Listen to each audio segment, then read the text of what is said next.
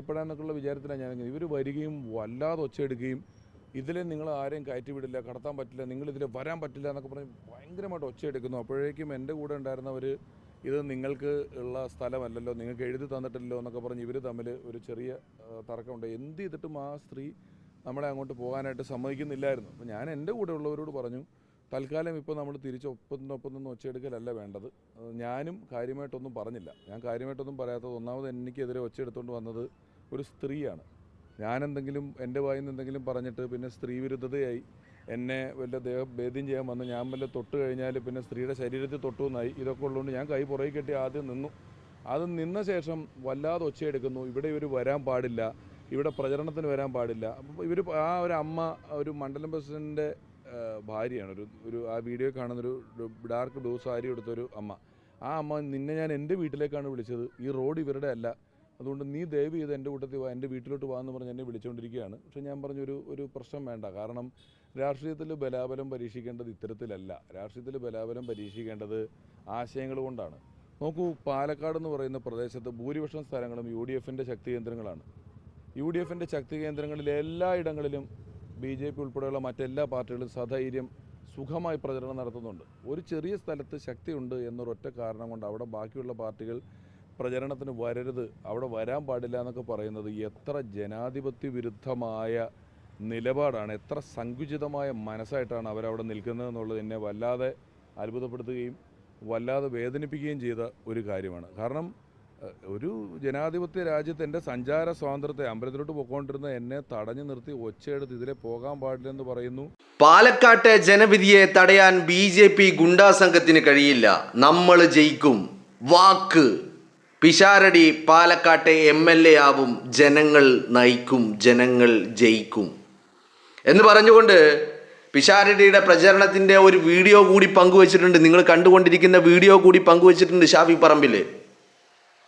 ഷാഫി പറയുന്നത്, പാലക്കാട്ടെ BJPയുടെ ഗുണ്ടാ സംഘത്തിന് കഴിയില്ല, നമ്മൾ ജയിക്കും, നമ്മൾ ജയിക്കും, നമ്മൾ ജയിക്കും, ഇത് വാക്ക്. ഇന്നലെ പാലക്കാട്ട് കണ്ടത്, അതിന് രണ്ട് മാനങ്ങളുണ്ട്. ഒന്നെന്ന് പറയുന്നത് ശോഭാ സുരേന്ദ്രൻ പരാജയം ഉറപ്പിച്ചതിൻ്റെ ഭയപ്പാടാണ് ഒന്നാമത്തത്. രണ്ടാമത്തത് എന്ന് പറയുന്നത് BJPയുടെ അകത്ത് തന്നെ ശോഭയെ കാലുവാരി നിലത്തടിക്കണമെന്ന് ആഗ്രഹിക്കുന്ന ആളുകൾ അവർ ചെയ്തതാണ് ഇത് എന്നുള്ളതും അങ്ങനെ ചില ആരോപണങ്ങളും ഇപ്പോൾ പുറത്തേക്ക് വരുന്നുണ്ട്. എന്ന് പറഞ്ഞാൽ ശോഭയെ തോൽപ്പിക്കാൻ വേണ്ടിയിട്ട് ആണിത് ചെയ്തത് എന്ന് പറഞ്ഞാൽ BJPയിലെ ചേരിപ്പോര്, പാലക്കാട്ടെ ചേരിപ്പോരിനെ കുറിച്ച് ഞാൻ പറയേണ്ടതില്ലല്ലോ. അപ്പോൾ അതിൻ്റെ ഭാഗമായിട്ട് നടന്നതാണ് എന്നും പറയുന്നുണ്ട്. കാരണം കൃഷ്ണകുമാർ 2024 അതിന് മുമ്പും പലവട്ടം പാലക്കാട് മത്സരിച്ച കൃഷ്ണകുമാർ ഏറ്റവും ഒടുവിലായി 2024 രാഹുൽ മാങ്കൂട്ടത്തിനോട് പരാജയപ്പെട്ട കൃഷ്ണകുമാർ, 18,840 വോട്ടിന് പരാജയപ്പെട്ട കൃഷ്ണകുമാർ, ആ കൃഷ്ണകുമാർ ഇത്തവണയും പാലക്കാട് മത്സരിക്കുവാനുള്ള റെഡിയായി ഒരുങ്ങി നിന്നതായിരുന്നു. അപ്പോഴാണ് പാലക്കാട് സീറ്റ് നൽകാതെ പാലക്കാട് ജില്ലയിലെ മറ്റൊരു സീറ്റ് നൽകിയത്, അല്ലേ? അപ്പോൾ പറഞ്ഞു വരുന്നത്, അത്തരത്തിൽ ചേരിപ്പോരിൻ്റെ ഭാഗമായിട്ട് പിഷാരടിക്ക് അനുകൂലമാകുന്ന ഒരു ശോഭാ സുരേന്ദ്രനെ പരാജയപ്പെടുത്താൻ വേണ്ടി ചേരിപ്പോരിൻ്റെ ഭാഗമായിട്ട് നടത്തിയതാണ് എന്നുള്ള ചില ആരോപണങ്ങൾ BJP കേന്ദ്രങ്ങളിൽ നിന്ന് തന്നെ പുറത്തു വരുന്നുണ്ട്. ഇനി അത് അവരുടെ ആരോപണം, അത് നമ്മൾ ഏറ്റുപിടിക്കുന്നില്ല. പക്ഷേ എന്ത് നെറികേടിൻ്റെ ഭാഗമായിട്ടാണെങ്കിലും ചാണക സംഘികൾ, തീട്ടവും മൂത്രവും നക്കുന്ന ചാണക സംഘികൾ, ആ ചാണക സംഘികൾ മനസ്സിലാക്കേണ്ട കാര്യം, നിങ്ങളുടെ ഒന്നും തറവാട് സ്വത്തല്ല ഈ രാജ്യം എന്ന് പറയുന്നത്. അതിനപ്പുറം ഈ രാജ്യത്തിൻ്റെ പാരമ്പര്യത്തിലോ, ഈ രാജ്യത്തിൻ്റെ ഉയർത്തെഴുന്നേൽപ്പിലോ, ഈ രാജ്യത്തിൻ്റെ സ്വാതന്ത്ര്യത്തിലോ, ഈ രാജ്യത്തിൻ്റെ പുരോഗതിയിലോ പുരോഗമനത്തിലോ, ഈ രാജ്യത്തിൻ്റെ ഓരോ ചുവടുവെപ്പിലും ഈ രാജ്യത്തെ ചാണക സംഘികൾക്ക് ഒറ്റുകൊടുപ്പിൻ്റെയും മാപ്പെഴുതി കൊടുത്തവൻ്റെയും ചരിത്രമല്ലാതെ മറ്റൊരു പങ്കും അവകാശപ്പെടാനില്ല എന്നുള്ളതാണ്. മനസ്സിലായില്ലേ? അത് വളരെ കൃത്യമാണ്.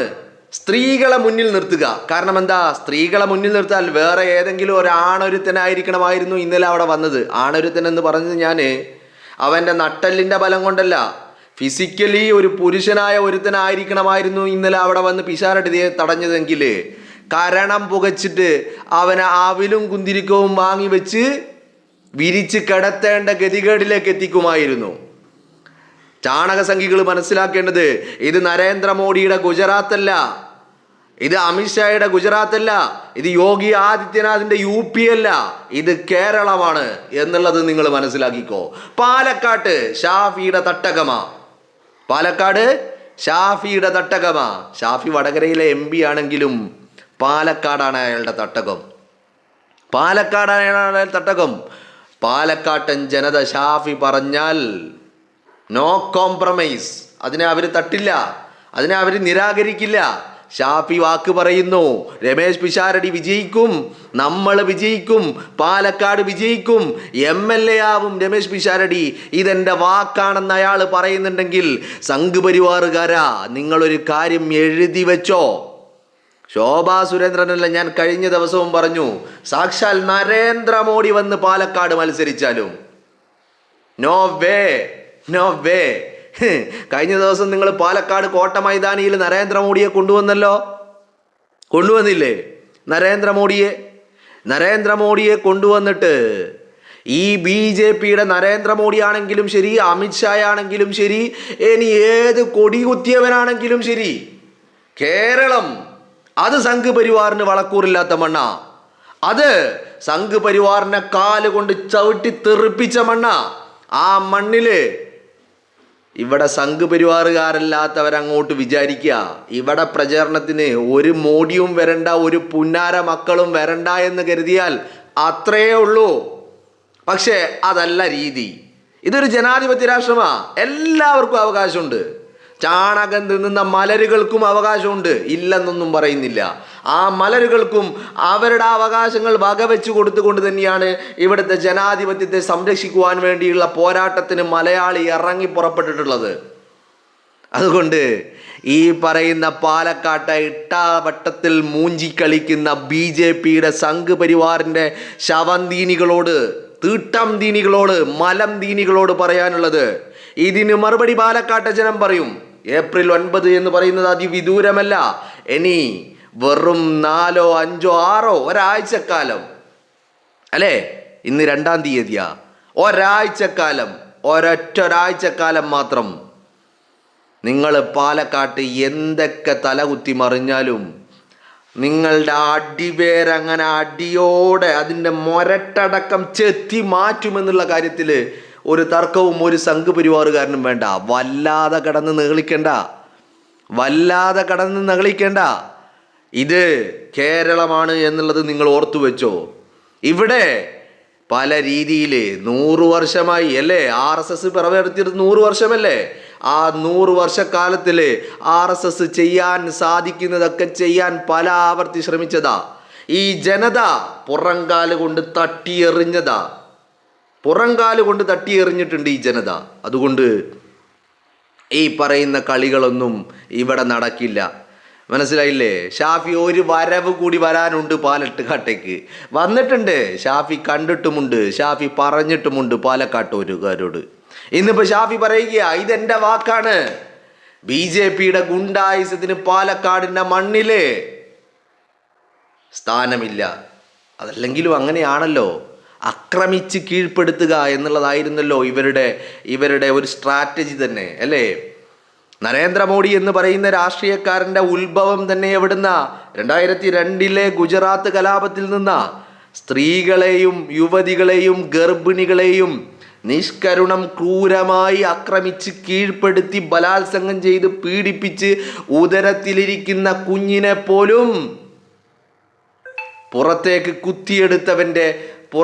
കുത്തിയെടുത്തവൻ്റെ പാരമ്പര്യമാണ് നരേന്ദ്രമോദിയുടേത് അല്ലേ. ഇനി കല്യാണം കഴിച്ച യശോദാബെൻ എന്ന് പറയുന്ന സ്ത്രീ എവിടെയാ? സ്വന്തം വീട്ടിലെ ഭാര്യയോട് മാന്യത കാണിക്കാൻ കഴിയാത്തവൻ, സ്വന്തം വീട്ടിലെ താലി കെട്ടിയ ഭാര്യയോട്, താലി കെട്ടിയോ ഇല്ലേ എന്നറിയില്ല, അങ്ങനെയാണ് പറയപ്പെടുന്നത്, താലി കെട്ടിയ ഭാര്യയോട് ഒരിറ്റ് സ്നേഹം, ഒരിച്ചിരി ബഹുമാനം, ഒരിറ്റ് ദയ, ഒരിറ്റ് കാരുണ്യം, ഒരു ചേർത്ത് പിടിക്കല്, ഒരു സിമ്പതി, ഒരു സ്നേഹം, ഇതൊന്നും കാണിക്കാൻ കഴിയാത്ത നരേന്ദ്രമോദി പാലക്കാട്ട് വന്നിട്ട് ഒരു ഹോൾസെയിൽ തന്തയാവാനുള്ള ശ്രമം നടത്തിയിട്ടാണ് പോയത്.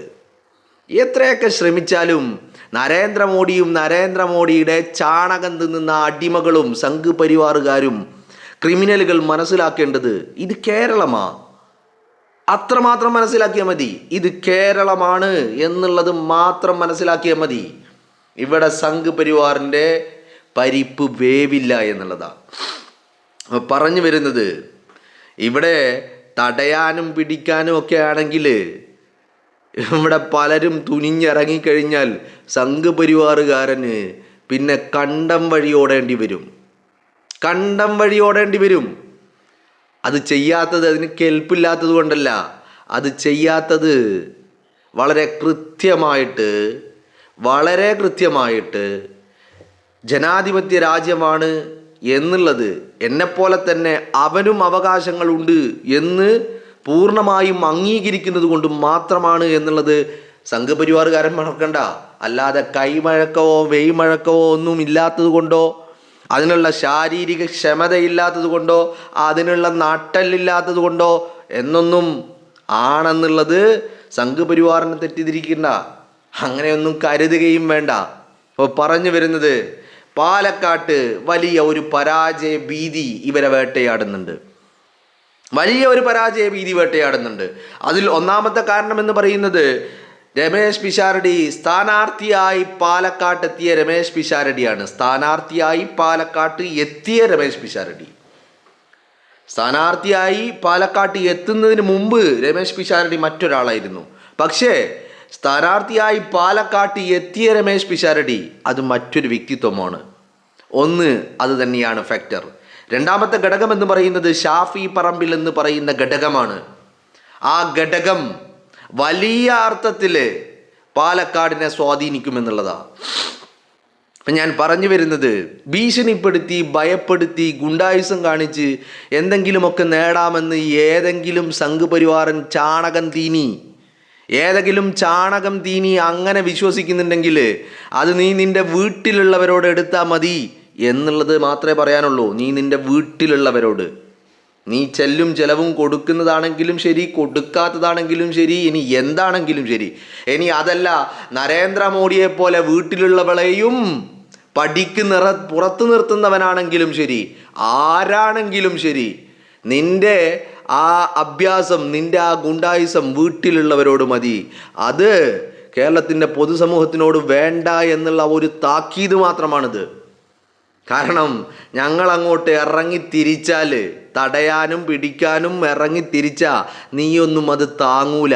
അതുകൊണ്ട് സംഘ് പരിവാറിൻ്റെ ഈ ഗുണ്ടായുസം അത് പാലക്കാട്ടിൻ്റെ ജനത അവരത് പുറംകാല് കൊണ്ട് ഇത്രയും കാലം തട്ടിത്തെറിപ്പിച്ചതുപോലെ ഇനിയും അത് ആവർത്തിക്കുമെന്നുള്ള കാര്യത്തിൽ ഒരു തർക്കവും ഒരു സംഘ് പരിവാറുകാരനും വേണ്ട എന്നുള്ളതാണ്.